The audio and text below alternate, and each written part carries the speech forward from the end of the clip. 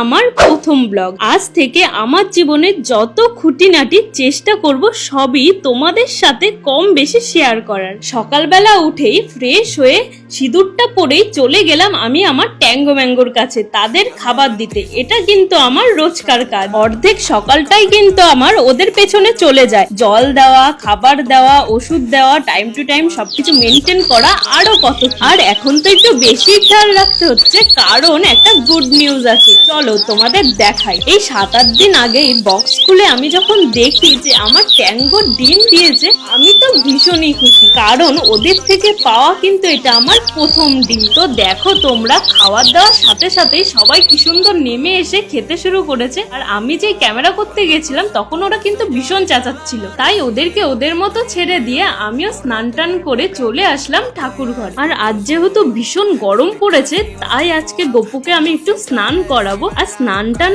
করানোর পরে গপুকে আজকে কিন্তু আমি এই ড্রেসটা পরাবো। আজ তোমরা যেহেতু সবাই দেখবে গপু স্নান, তাই আজকে গপুকে কিন্তু লাল গামছা জড়িয়ে তারপরে স্নান করাবো। গপু ছোট বলে কি তার কি লজ্জা নেই বলো? তো দেখো এখানে গপুর স্নান প্রায় হয়েই গেল। এখন ভালো করে গপুকে মুছিয়ে ড্রেস পরিয়ে গপুর জুয়েলারি পরিয়ে সুন্দর করে রেডি করে দিয়েছি। এবার তোমরাই বলো কমেন্ট করে যে আমার গপুকে কেমন লাগছে দেখতে। আর পুজো শেষ হতে না হতে বাইরে দেখি ঝমঝম করে বৃষ্টি নেমেছে।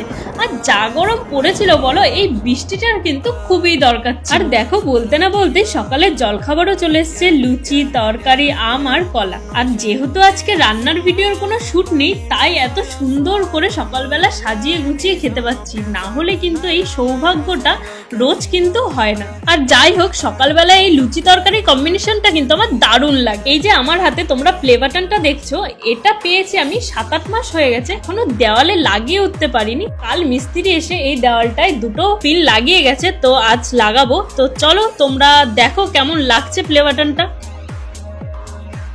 আর এই দেওয়ালটায় কেমন লাগছে প্লে বাটনটা লাগিয়ে অবশ্যই কমেন্ট করে জানিও কিন্তু। তো এখন ঘড়িতে প্রায় সন্ধ্যে 6:45 আর মা করছে এখন রান্না। আজকে দুপুরবেলা রান্না করতে পারিনি, কারণ আমি আর মা এক জায়গায় বেরিয়েছিলাম। তো কোথায় গেছি সেটা পরের ব্লগে নয় দেখে নিও। তো চলো এখন মা কি কি রান্না করছে তোমাদেরকে দেখাই। তো মা এখানে রান্না করছে, কি কি রান্না করছে মা? ও আজকে কিন্তু শনিবার, আজকে কিন্তু আমাদের বাড়ির ফুল নিরামিষ। তো যার জন্য আমরা বাইরে থেকেও কিছু খাইনি, বাড়ি এসে তারপরে মুড়ি খেয়েছি। 5টার সময় এসছি, ওই মুড়ি খেয়েছি। একবারেই খাবো সবাই মিলে একসাথে বসে। তো কি কি রান্না হয়েছে দেখাই। কি কি হচ্ছে? এটা কি মা? পটলের লতি, আলু ভাজা, ডাল, তারপরে হয়েছে কি পাঁপড় ভাজা, পনিরের তরকারি, পোস্ততে পনির তরকারি। আচ্ছা, আর ওখানে হচ্ছে কিন্তু বাবার খুব প্রিয় পটলের লতি। যাই হোক, আমি কিন্তু এখানে এসে প্রথম খেয়েছি, আমি আমার ওই বাড়িতে খাইনি, তো এখানে প্রথম খাওয়া বেশ ভালো লাগে। সন্ধে ডাটা চপ, এমনি লাল ডাটার চপ, পাঁপড় ভাজা। যাই হোক, শনিবার দিন কিন্তু আমাদের বাড়িতে অনেক কিছু রান্না হয়ে থাকে, আর সারা সপ্তাহের মধ্যে শনিবারটা খেতেই বেশি ভালো লাগে নিরামিষ। তো আমরা এখানে সবাই খেতে বসে গেছি, আর এই ঘরে নিচে বসে সবাই মিলে একসাথে খাই। যেহেতু বাইরে ভীষণ গরম, তাই ওরা একটু চালিয়ে একদম আরাম করে খাই। আর আজকে একটু তাড়াতাড়ি খাচ্ছি, যেহেতু দুপুরবেলা ভাত খাইনি। বাবাও চলে এসছে, এই যে বাবা করতে দেখো, খালি গায়ে লজ্জা করছে। বাবাকে দেখাবো কি করে? যেভাবে দাঁত খুঁজাচ্ছে, পটলের লতি দিয়ে খাচ্ছে।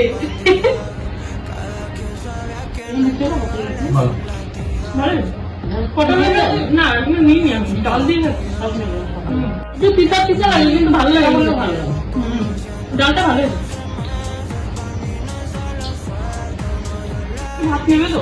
বাবা একটা দিয়ে সব খাওয়া গেল। বাবার রুটি তো ভালো লাগে। দাদা যাচ্ছে না, তুলে দিই। বাবাই খাবি? খাবো তো। ওর চাটনি আছে, তোমার চাটনি চাটনি খাবি? বাবাকে ভাত দিয়ে আমি খাই আলু ভাজা দিয়ে। বাবা একটু ভাত নিয়ে আসবো? আমি নিয়ে আসছি, আমি নিয়ে আসি। ওর আনতে হবে না, এনে রাখো। এটা মতো করে দিয়ে আসবো। তো পাপড়টা রাখার জন্য প্লেটটা দিলাম। আমি ভাতটা নিয়ে আসছি। সঙ্গে তো ভাত লাগবে না? আমার একটু ভাত লাগবে না। ঠিক আছে, তো চলো এখানেই আমি ব্লগটাকে শেষ করছি। আর তোমাদের আমার এই নতুন ব্লগটা কেমন লাগলো অবশ্যই কমেন্ট করে জানিও। আর যদি একটুও ভালো লাগে অবশ্যই পেজটাকে ফলো করে যেও। আর মা টাটা, টাটা।